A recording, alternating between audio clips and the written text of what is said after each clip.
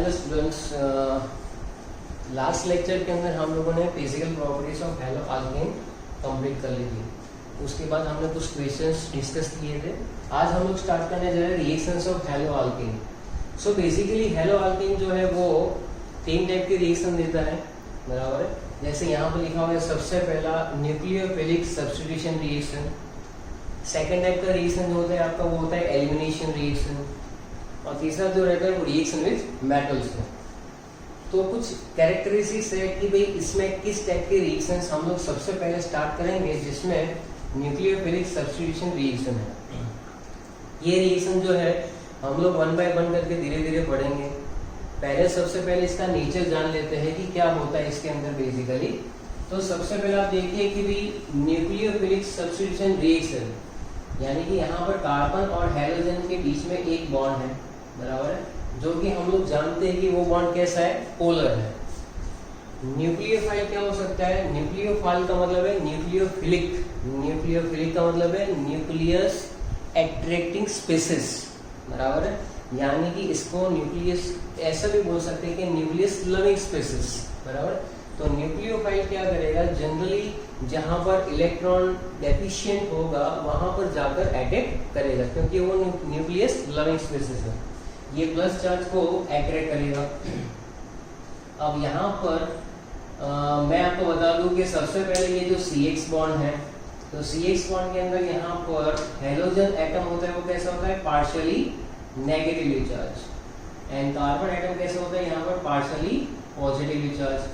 तो आप देख सकते हैं कि न्यूक्लियोफाइल जो है, बराबर है, वो कहाँ पर अटैक करेगा बेटा, तो न्यूक्लियोफाइल सीधा अटैक करेगा कहाँ पर, कार्बन के ऊपर। और ये जो X जो है वो अपने दोनों इलेक्ट्रॉन लेकर निकल जाएगा, जिसको कहते हैं न्यूक्लियोफिलिक सब्स्टिट्यूशन रिएक्शन। यहाँ पर हमें जो प्रोडक्ट मिलने जा रही है वो आप देख सकते हैं कि कार्बन, यहाँ पर कार्बन था, उसकी जगह क्या अटैच हो गया, अब न्यूक्लियोफाइल अटैच हो गया, बराबर है। और वहां पर X माइनस निकला इलेक्ट्रॉन पैर। तो इस तरह से हमें कंपाउंड मिलेगा। ये जनरल इक्वेशन लिखा हुआ है, यहाँ पर भी कोई एग्जांपल डिस्कस नहीं किया हुआ है। न्यूक्लियोफिलिक सब्स्टिट्यूशन रिएक्शन में भी दो टाइप के रिएक्शन होते हैं, एक SN1 और एक SN2, जिसकी मैकेनिज्म हम लोग इसके बात करेंगे और फिर से हम लोग एग्जाम्पल को डिस्कस करेंगे। सो दैट इज बेसिकली इस रिएक्शन में हुआ क्या कि आप देख सकते हो कि CX बॉन्ड जो था वो पोलर था, X इज मोर इलेक्ट्रोनेगेटिव, तो उसने इलेक्ट्रॉन अपने ओर खींच के रखे थे। तो partial negative charge generated on halogen, partial positive charge generated on carbon. Nucleophile अगर स्ट्रॉन्ग होगा तो वो सीधा कार्बन के ऊपर अटैक करेगा, बराबर। कार्बन के ऊपर अटैक करके क्या कर देगा, वो इसको साइमल्टेनियसली रिमूव भी करेगा। तो X जो है वो बेटर लिविंग ग्रुप होना चाहिए। अब लिविंग ग्रुप क्या होता है वो मैं आपको समझाता हूँ। तो लिविंग ग्रुप जो है वो ये X है, जो वहां से हट रहा है, न्यूक्लियोफाइल वहां पर अटैच हो रहा है। तो दैट इज अवर प्रोडक्ट, बराबर है। कार्बन और न्यूक्लियोफाइल के बीच में तो एक बॉन्ड यहाँ पर टूट रहा है, एक बॉन्ड यहाँ पर बन रहा है।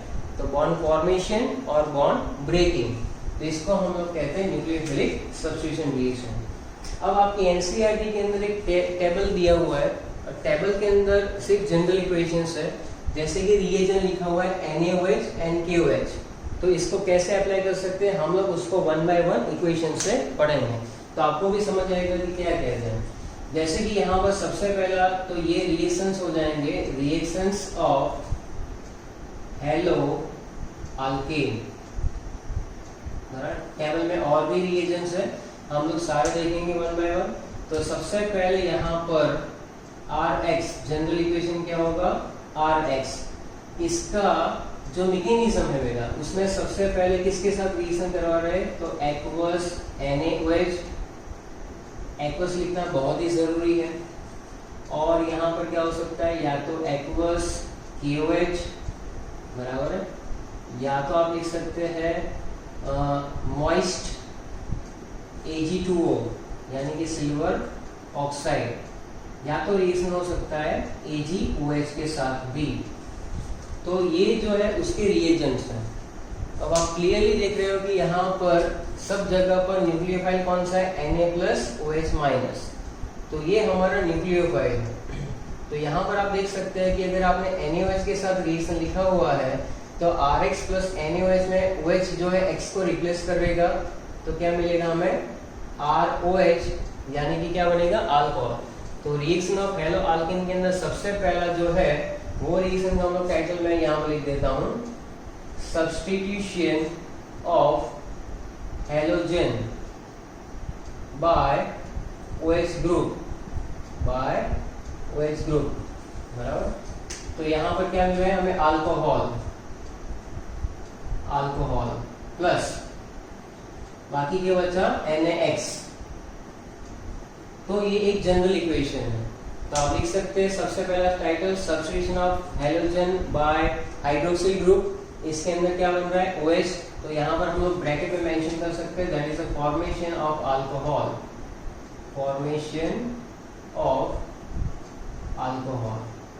अब जरा ध्यान से देखिए, इसमें सब में OH minus OH minus OH minus है, और इस केस के अंदर OH माइनस है वो हमारा न्यूक्लियोफाइल है। बेसिकली जो RX है उसको हम लोग क्या कहते हैं सबस्ट्रेट के अंदर ये बॉन्ड जो यहाँ से टूट रहा है X को हम लोग कहेंगे लिविंग ग्रुप। तो लिविंग ग्रुप जो है इजीली वहां से निकल जाएगा जब स्ट्रॉन्ग न्यूक्लियोफाइल वहां पर अटैक करेगा। तो OH जो एक स्ट्रॉन्ग न्यूक्लियोफाइल है, तो स्ट्रॉन्ग न्यूक्लियोफाइल के अंदर ये जो है X रिमूव हो जाएगा और वहां पर OH अटैच होकर हमें क्या मिलेगा ROH प्लस NaX। तो ये सिंपल जनरल इक्वेशन लिख लीजिए, फिर हम लोग इसके साथ साथ एग्जांपल भी डिस्कस कर रहे हैं, लिखते जाइए साथ में।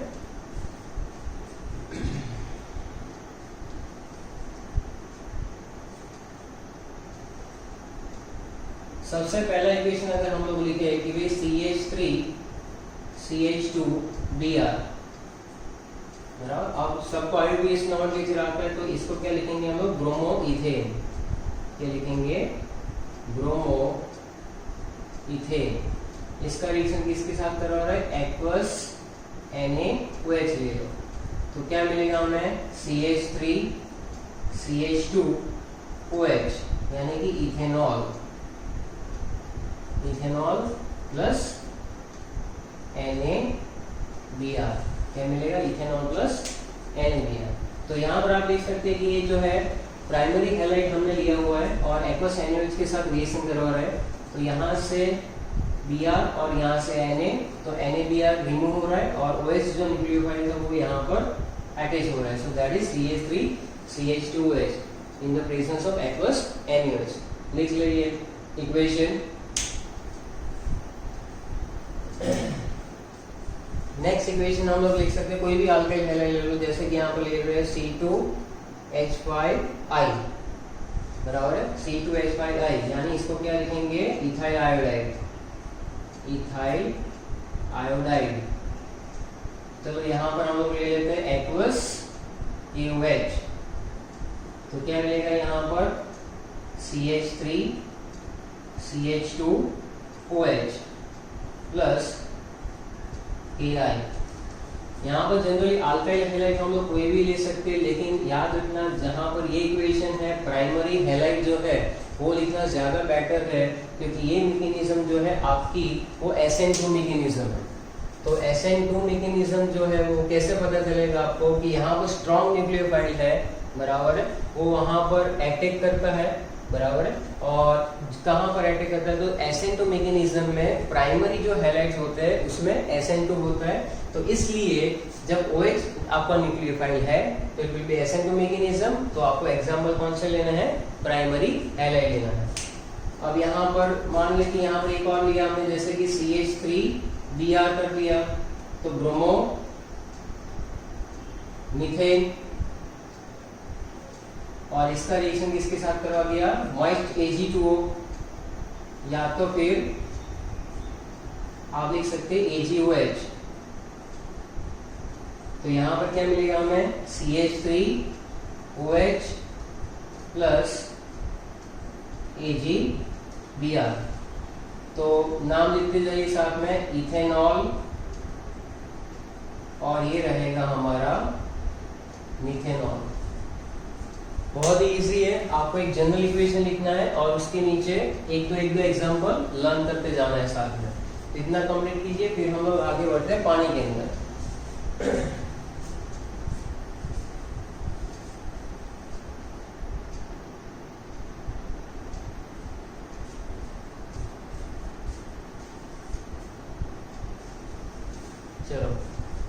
मिटा दे।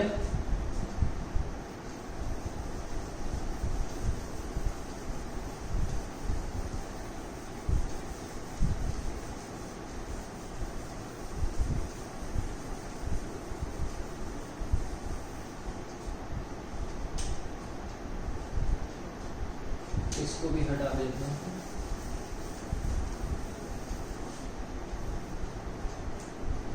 तो नेक्स्ट रिएक्शन है हमारा रिएक्शन विथ वाटर।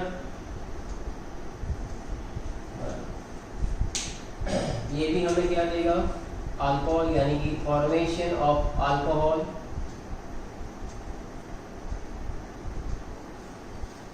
अब जब हम लोग कोई भी अल्काइल हैलाइड का पानी के साथ रिएक्शन करते हैं, वाटर के साथ, तो वाटर एक वीक न्यूक्लियोफाइल है, वो बैठा रहेगा बेचारा। जब तक हैलोजन वहां से रिमूव नहीं होता है तब तक वो वाटर उसके ऊपर अटैक नहीं कर पाएगा, क्योंकि यहाँ पर जो है X जो है लिविंग ग्रुप है, लेकिन वाटर जो है वो कैसा है, it is called weak nucleophile. और वीक न्यूक्लियोफाइल जब होता है, स्ट्रॉन्ग न्यूक्लियोफाइल सीधा अटैक करता है। वीक न्यूक्लियोफाइल में ऐसा होता है कि पहले X निकल जाए और उसके बाद वहां पर जो है न्यूक्लियोफाइल अटैक कर देगा। तो यहाँ पर Rx में आप देख सकते हैं कि यहाँ से ROH बनेगा प्लस HX लिख सकते हैं आप लोग। चलो इतना लिख लो, फिर उसके इक्वेशंस में हम लोग देख रहे हैं।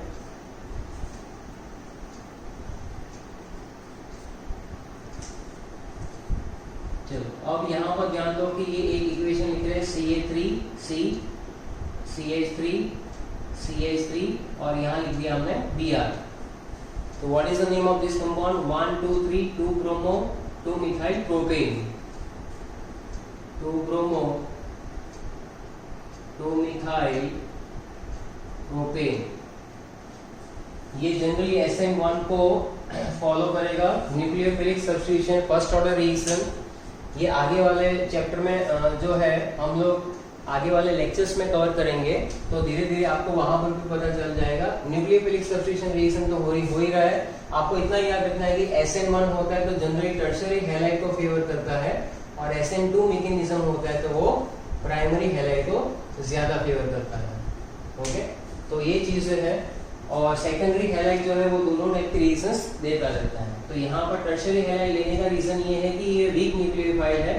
वीक न्यूक्लियोफाइल जो है वो हमारा यहाँ पर SN1 मैकेनिज्म से जाएगा।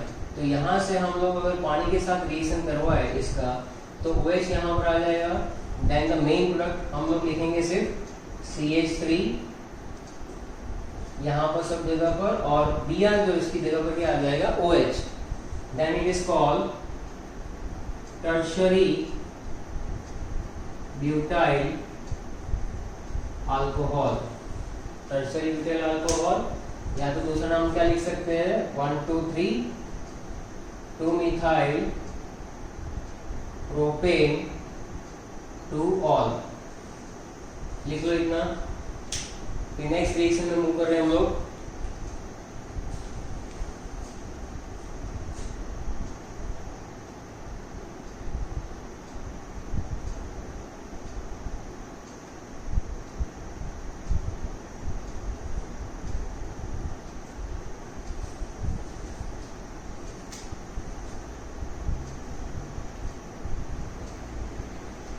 रिएक्शन विथ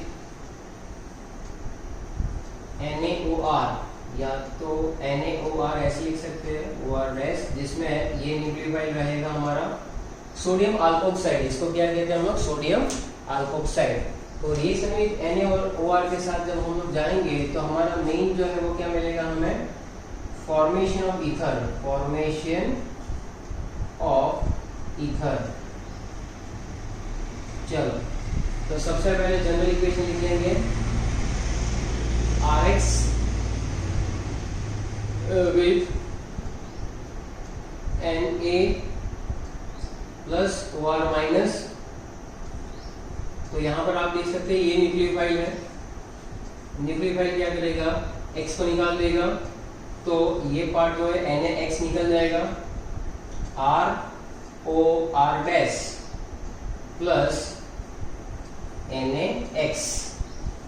तो यहाँ पर फिर से बता रहा हूँ कि अल्काइल हैलाइड का जब हम लोग सोडियम अल्कोक्साइड के साथ रिएक्शन करते हैं तो हमें क्या मिलता है, ईथर मिलता है। ये जो कंपाउंड उसका नाम क्या है, ईथर, और सोडियम हैलाइड।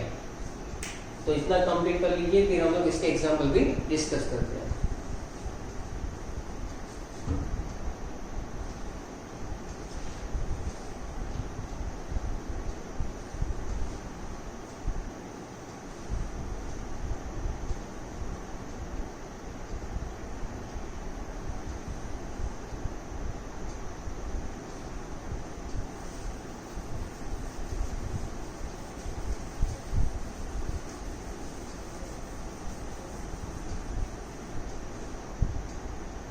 चलिए अब हम लोग यहाँ पर एक एग्जाम्पल ले लेते हैं।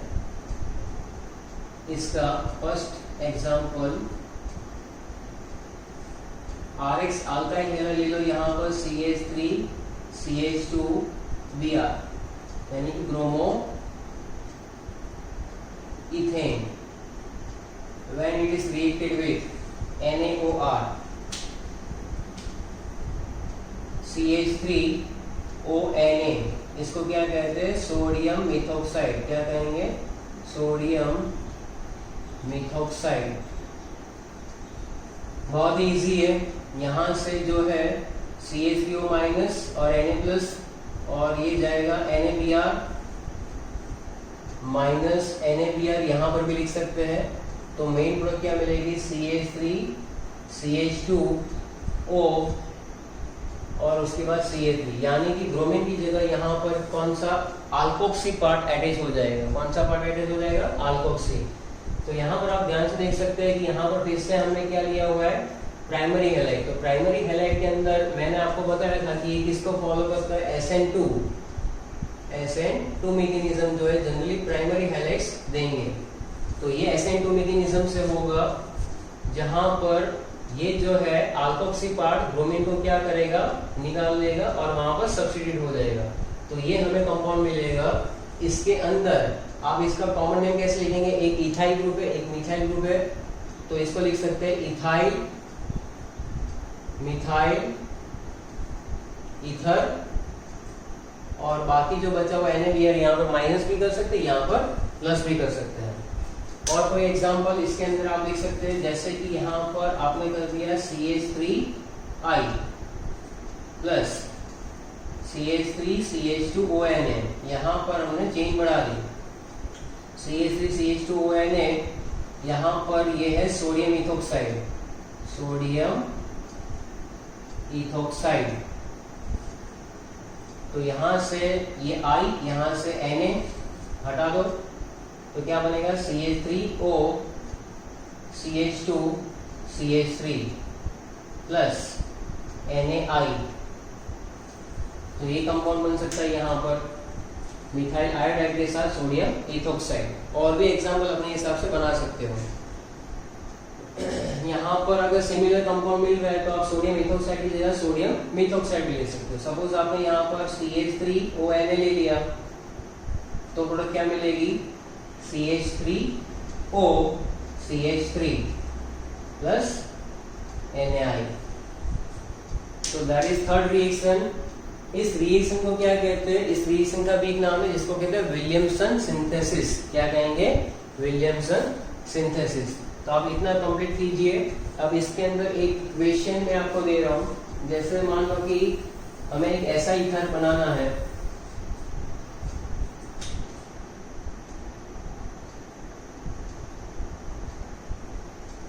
Williamson synthesis. तो इसमें देखो ये ईथर जो है वो डाइमिथाइल ईथर है, तो दैट इज सिमेट्रिकल ईथर। दोनों साइड सिमिलर ग्रुप है ना, तो इसको सिमेट्रिकल ईथर कहते हैं। डिफरेंट ग्रुप आ जाए तो इसको क्या कहेंगे, असिमेट्रिकल ईथर।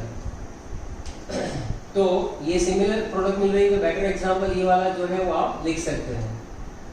नेक्स्ट जो है, अगर हम लोग ऐसा बोले कि हमारे पास, हमें मालूम नहीं कि यहाँ पर x और y क्या है, बराबर है, और आपको कुछ प्रोडक्ट ऐसी मिल रही है CH3O, तो यहाँ पर एक ऐसा भी ग्रुप है और प्लस NaX या तो NaBr ले लो। चलो, तो अगर क्वेश्चन में जब कभी भी आपको ऐसा पूछा जाए कि प्रोडक्ट इज गिवन, तो आपको रिएक्टेंट निकालने हैं। तो कैसे निकाल पाओगे? आप देखो यहाँ से ट्राई करो थोड़ा सा। ये हमारा क्या है? मिथाइल है, ये टर्शरी ब्यूटाइल ग्रुप है और ये ईथर है। इतना याद रखो कि सारे एग्जाम्पल में जनरली हमने किस टाइप का अल्काइल हैलाइड लिया हुआ है, तो तुरंत ये क्रैक हो जाएगा कि इसमें कैसे रिएक्शंस कर सकते हैं।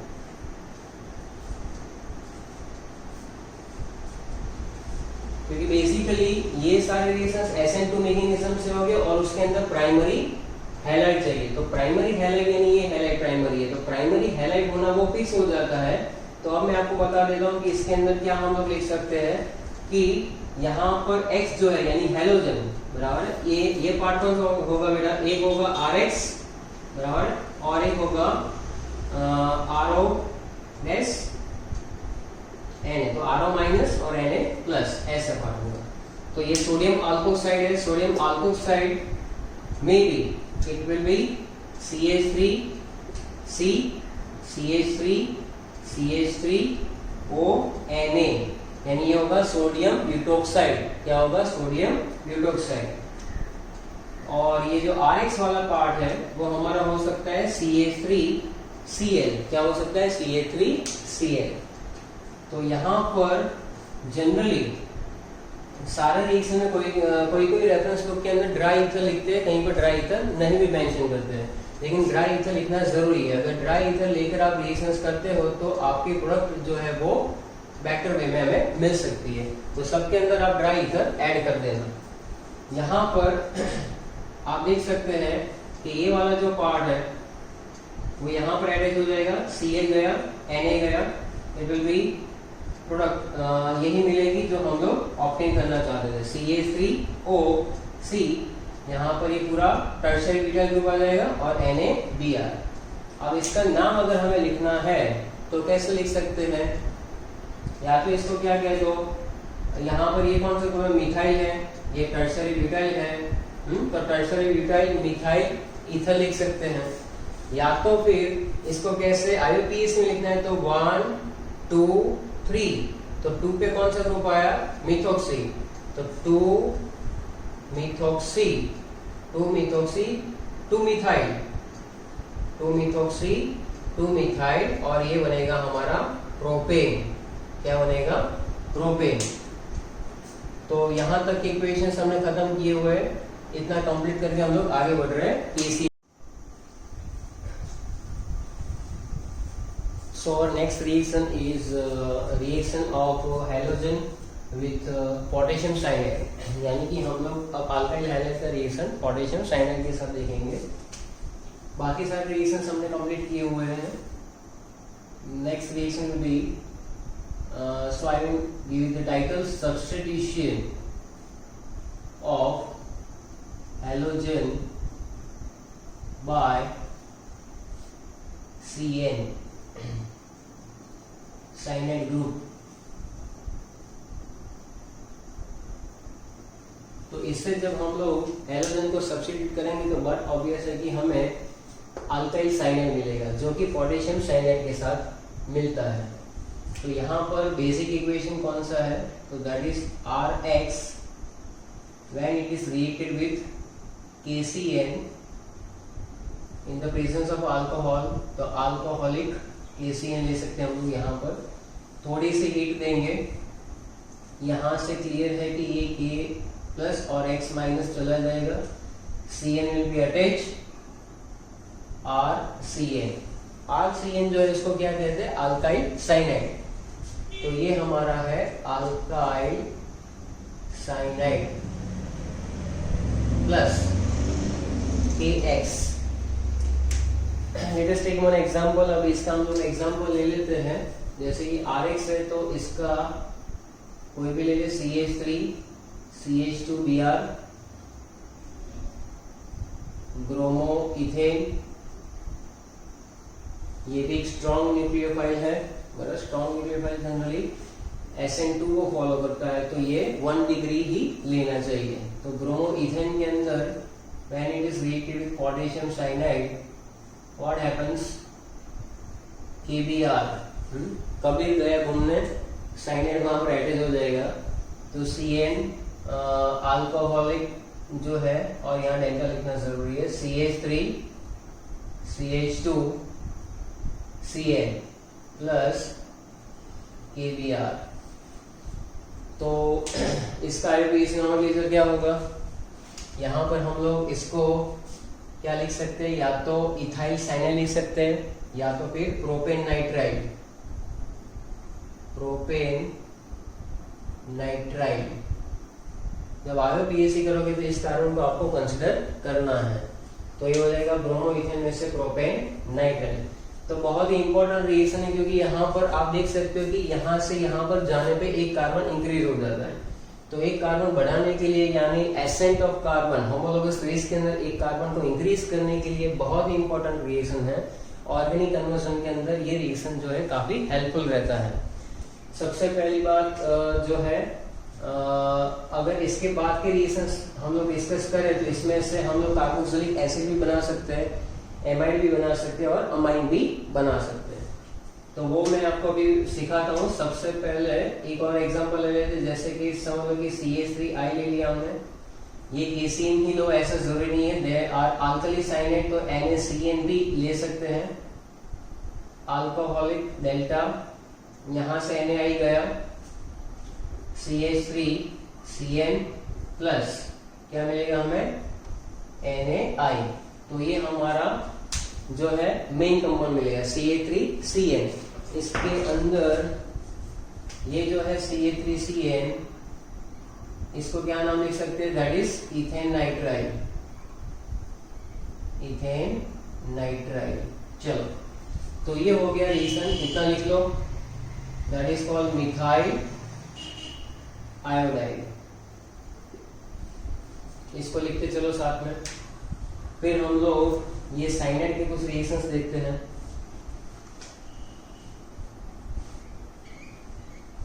चलो इतना कंप्लीट करो, लिख लिया। मूविंग ऑन दैट, कि अगर हमारे पास ये है CH3 CH2CN, तो ये रिएक्शन मैं आपको एक्स्ट्रा करवा रहा हूँ, ये आगे आने वाले चैप्टर्स में आने वाला है। यहाँ पर अगर नहीं भी करते तो कोई टेंशन वाली बात नहीं है। तो यहाँ पर देखो, सबसे पहले डाइल्यूट एसिड की प्रेजेंस के अंदर अगर मैं डाइल्यूट एसिड यानी पानी ही हुआ, तो वाटर के साथ जब इसको रिएक्ट करूंगा मैं, तो इसके अंदर क्या हमें मिलेगा, तो देखो ये जो है ऑक्सीजन, यहाँ कार्बन और N के साथ 2 हाइड्रोजन एडेड हो जाएंगे, तो CH3 CH2 CONH2, CH3 CH2 CONH2। तो इंपॉर्टेंट रिएक्शन है, याद रखना कि हाइड्रोलिसिस पे साइनाइड आपको क्या देता है बेटा, एमाइड देता है। इसके मैकेनिज्म वहां पर करेंगे, अभी मैं आपको टेक्निक सिखा रहा हूँ। ऑक्सीजन को कहाँ पे लगा देना है, कार्बन के साथ, हाइड्रोजन आके लगा दो नाइट्रोजन के साथ, तो मिल जाएगा CH3 CH2 CONH2। There will be 3 carbon, तो यहाँ पर क्या लिख सकते हैं इसको, प्रोपेनेमाइड, प्रोपेनेमाइड। अगर इसका रिएक्शन हम लोग करेंगे, मान लो कि यहाँ पर हम लोग इसका रिडक्शन करवा देते हैं, तो रिडक्शन के अंदर addition of hydrogen and that is nascent hydrogen. तो यहाँ पर कोई भी रिड्यूसिंग एजेंट आप ले सकते हो जिससे आपको ये हाइड्रोजन मिल सकते हैं। तो यहाँ पर कार्बन और नाइट्रोजन के साथ 2 हाइड्रोजन अटैच करवा दो, तो ये बन जाएगा। यहाँ पर आप लिथियम एल्यूमिनियम हाइड्राइड भी ले सकते हो, स्ट्रॉन्ग रिड्यूसिंग एजेंट है। तो क्या मिलेगा, CH3 CH2 CH2 NH2। Then तो एक हो गया आपका अमाइड, एक हो गया आपका अमाइन। तो इसको हम लोग क्या लिखेंगे, propane 1 amine.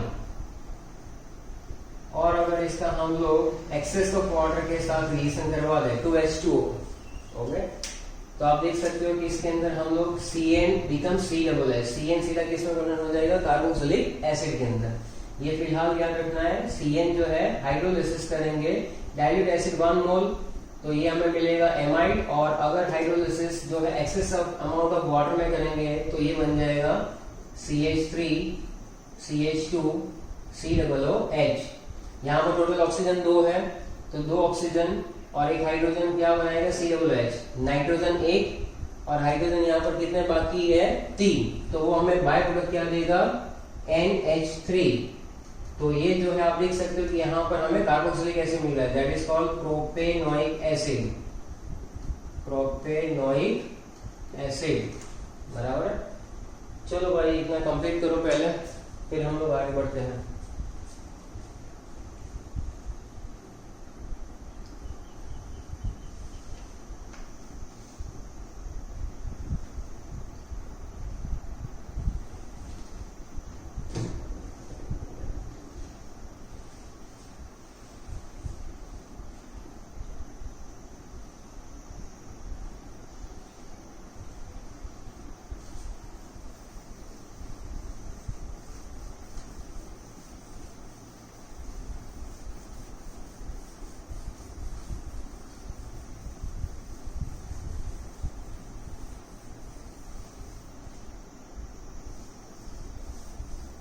Substitution of halogen by isocyanide group.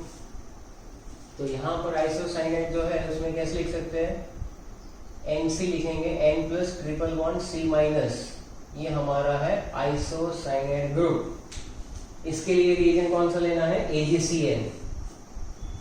तो when alkyl halide plus AgCN,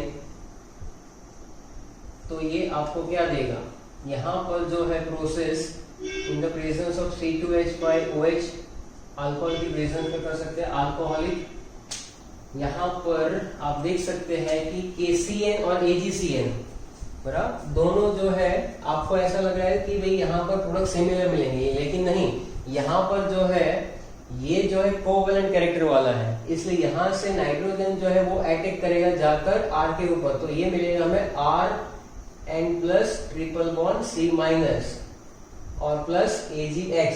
तो ये बहुत ही इंपॉर्टेंट बात है जो अभी हम लोग डिस्कस करेंगे कि व्हाई इट गिव्स, जब आप AgCN के साथ रिएक्शन करते हो तो आपको क्या मिलता है आइसोसाइनाइड, जब KCN के साथ रिएक्शन करोगे तो आपको क्या मिलेगा साइनाइड कंपाउंड। तो मोस्ट पॉपुलर क्वेश्चन है, ये पूछा जाता है। अब जरा ध्यान से देखो, पहले इसके कुछ एग्जांपल्स लिख लेते हैं। ये क्या था हमारा हेलो अल्केन, हेलो अल्केन, इसमें से क्या मिला, ये जो है आइसोसाइनाइड, आइसोसाइनाइड, तो ये NC की वजह से कंपाउंड का नाम क्या हो जाएगा आइसोसाइनाइड।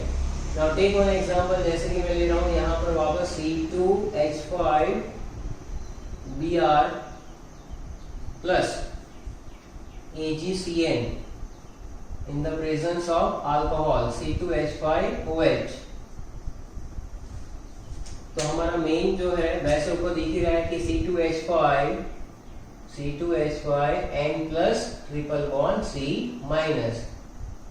AgBr, ये क्या देगा आपको इथाइल आइसोसाइनाइड, क्या दे रहा है इथाइल आइसोसाइनाइड। ओके, अगर हम लोग कुछ और ले ले, जैसे कि भी CH3I आयोडोमीथेन, when it is reacted with AgCN, C2H5OH delta, यहाँ पर क्या देगा आपको CH3N+111C- और AgI। तो ये जो बना वो कौन सा कंपाउंड है, मिथाइल आइसोसाइनाइड, मिथाइल आइसोसाइनाइड। तो जरा ध्यान से देखो, इसमें रीजनिंग वाला क्वेश्चन जो है क्या है कि when RX is treated with KCN या तो फिर AgCN, इसमें क्या मिल रहा था हमें साइनाइड कंपाउंड, और इसमें क्या मिला हमें आइसोसाइनाइड। तो what is the reason behind that, इसके पीछे का रीजन क्या हो सकता है, तो यहां पर हम लोग वही डिस्कस कर रहे हैं। तो तो अभी अभी हमने जो पढ़ा है लास्ट टॉपिक, उसके अंदर वहां पर बात आकर रुकती थी कि भाई कोई भी अल्काइल हैलाइड का जब हम लोग पोटेशियम साइनाइड के साथ रिएक्शन करते हैं तो हमें नाइट्राइल वाली प्रोडक्ट मिलती है, यानी कि इसको कह सकते हैं कि भी प्रोपेन नाइट्राइल। या तो कह सकते हैं इथाइल साइनाइड, यानी एज अ Cl वहां पर अटैक होता है, कार्बन अटैच हो जाता है। अगर C2H5Br की रिएक्शन अगर हम लोग AgCN के साथ करते हैं तो वहां पर हमें आइसोसाइनाइड मिलता है। तो बेसिकली यहाँ पर क्या होता है कि जब कभी भी इथाइल ब्रोमाइड का रिएक्शन हम लोग इसके साथ करते हैं तो CN देखो, CN का लुईस डॉट स्ट्रक्चर कुछ ऐसा है कि जहां पर कार्बन ट्रिपल बॉन्ड नाइट्रोजन है, कार्बन के ऊपर एक लॉन पेयर इलेक्ट्रॉन भी है और यहाँ पर माइनस चार्ज है, तो कार्बन जो है वहां पर वो डोनेट कर पाएगा। तो इस तरह से अगर हम लोग देखें तो कार्बन और नाइट्रोजन दोनों क्या है, यहाँ पर एक ऐसा सेंटर है जहां से इलेक्ट्रॉन पेयर डोनेट हो सकते हैं। तो इसको कहते हैं हम लोग एम्बीडेंटेड न्यूक्लियोफाइल। एम्बीडेंटेड न्यूक्लियोफाइल का मतलब ये रहता है कि कोई भी ऐसा न्यूक्लियोफाइल जिसके पास दो डोनर साइट हो और वो क्या करेगा वहां पर कि कहीं पर भी अटैक कर सकता है। लेकिन सबसे इंपॉर्टेंट बात क्या है, अब हम लोग कंपेयर करेंगे कि KCN और AgCN में आखिर में क्या ऐसा है कि जो यहाँ पर प्रोडक्ट हमें चेंज मिल रही है। तो KCN के अंदर जो है या तो सोडियम साइनाइड या तो पोटेशियम साइनाइड में आयोनिक बॉन्ड कैरेक्टर है और सिल्वर साइनाइड के अंदर हमारे पास कोवैलेंट बॉन्ड कैरेक्टर है। As we know that in the chemical bonding each and every bond is not 100% ionic और कोवैलेंट, बराबर। तो हर एक जो बॉन्ड है वो या तो आयोनिक 100% नहीं हो सकता या तो कोवैलेंट हो सकता है, कुछ ना कुछ कैरेक्टर रहते हैं। तो उसके लिए हमने 11th में पॉइजन्स रूल पढ़े थे जिसके बेसिस पे हम लोग डिस्कस कर सकते हैं कि कौन सा कोवैलेंट कैरेक्टर है। स्मॉलर द कैटायन, ये पहली कंडीशन है, बराबर है। तो आप एक सिंपल सी बात याद रख सकते हो जिसको कहते हैं स्काला। Smaller the cation larger the anion, ये ट्रिक है जिससे हमें पता चल जाता है। तो यहाँ पर आप देख सकते हैं कि K+ और Na+ में कोई खास फर्क है नहीं, यानी कि यहाँ पर एटॉमिक साइज जो है कैटायन की वो सिमिलर है तो कैटायन स्मॉलर ही है। अगर इसके साथ कंपैरिजन करते हैं Ag+ के साथ तो K+ और Ag+ की भी जो आयनिक रेडियस है बेटा उसके अंदर कोई ज्यादा चेंज होता नहीं है। दूसरा है larger the anion, we know that कि यहाँ पर एनायन जो है वो दोनों सिमिलर है तो उसकी तो बात वहां पर आएगी ही नहीं। तीसरी बात जो है कि भाई सीडो इलेक्ट्रॉनिक कॉन्फ़िगरेशन, हाँ तो ये बात यहाँ पर डिफरेंस जनरेट कर सकती है कि आप देख सकते हो कि K+ के अंदर इसकी इलेक्ट्रॉन कॉन्फ़िगरेशन जो है वो क्या होगी, दैट इज 19 हमें मालूम है, 19 उसका एटॉमिक नंबर है। तो उसके बेसिस पे अगर हम लोग देखें तो ये हो जाएगा हमारा आर्गन, बराबर है। तो 1s2 2s2 2p6 3s2 3p6, बराबर है। 3p6 के बाद इलेक्ट्रॉन 4s1 तो वो रहेगा। यहाँ पर सिल्वर जो है उसका एटॉमिक नंबर है 47, इसमें क्रिप्टॉन, बराबर है, क्रिप्टॉन 4d10 एंड 5s1। यहाँ पर आप देख सकते हो कि यहाँ से एक इलेक्ट्रॉन यहाँ पर गया होगा to get the stable electron configuration, बराबर। जनरली 5s2 4d9 आता है सीक्वेंस में, लेकिन it is exceptional case. Stability के लिए एक इलेक्ट्रॉन वहां से कहां पर जाता है, 4d के अंदर जाता है। ओके, तो इसकी वजह से क्या होगा कि d ऑर्बिटल में इलेक्ट्रॉन है तो यहाँ पर स्क्रीनिंग इफेक्ट जो होती है वो पुअर स्क्रीनिंग इफेक्ट लगती है। स्क्रीनिंग इफेक्ट का मतलब क्या होता है कि भाई जो इनर्शियल इलेक्ट्रॉन जो है वो वैलेंस शेल इलेक्ट्रॉन को न्यूक्लियस की ओर इतना अट्रैक्शन नहीं लगने देते हैं, बराबर है, कट ऑफ कर देते हैं। यानी कि valence shell electron experience the attraction towards the nucleus lesser due to the inertial electron repulsion. और d ऑर्बिटल जो है साइज में बड़ी होने की वजह से वहां पर क्या होगा कि पुअर शील्डिंग इफेक्ट होगा। यानी ये जो वैलेंस इलेक्ट्रॉन है उसको भाई बोलेगा कि मैं जाऊं, मैं घूमने जाऊं, लेकिन d बोलेगा कि मेरी जो शील्डिंग इफेक्ट है वो कैसी है, पुअर है, इसलिए वहां से इस इलेक्ट्रॉन खिसक नहीं पाएगा, न्यूक्लियस उसको अट्रैक्ट करके बैठेगा। On the basis of that we can say that कि भाई ये s इलेक्ट्रॉन यहाँ से मूव नहीं कर सकता है तो ये कोवैलेंट कैरेक्टर डेवलप करेगा। तो कोवैलेंट कैरेक्टर यहाँ पर है, इसलिए क्या होगा कि यहाँ पर जो है नाइट्रोजन के ऊपर जो लॉन पेयर ऑफ इलेक्ट्रॉन रहता है वो वहां पर अटैक कर देता है और हमें क्या मिलता है, इथाइल आइसोसाइनाइड। तो इस तरह से एम्बीडेंटेड न्यूक्लियोफाइल के अंदर ये चीज कॉमन रहती है। अभी हम लोग ऐसा ही एक दूसरा एग्जांपल देखते हैं कि भाई इसके अंदर जैसे अगर आप रिएक्शन करवाते हो सब्स्टिट्यूशन ऑफ हैलोजन बाय, देखो यहां पर मैं लिख रहा हूं substitution reaction of halide with KNO2 यानी कि पोटेशियम नाइट्रेट, बराबर है KNO2। अब यहां पर जो है कैसे रिएक्शन प्रोसीड करेंगे, तो हम लोग यहाँ पे लिख रहे हैं कि RX प्लस, यहां पर आप देख सकते हो कि KON ऐसा स्ट्रक्चर रहता है इसका, बराबर है। तो ये K प्लस और ये माइनस। तो इस केस के अंदर आप बताओ, ये NO2 जो है वो भी एक एम्बिडेंटल लिगेंड है जिसके अंदर दो डोनर साइड है, एक ऑक्सीजन है और एक नाइट्रोजन है। जस्ट थिंक अबाउट दैट, इसके अंदर क्या प्रोडक्ट मिल सकता है।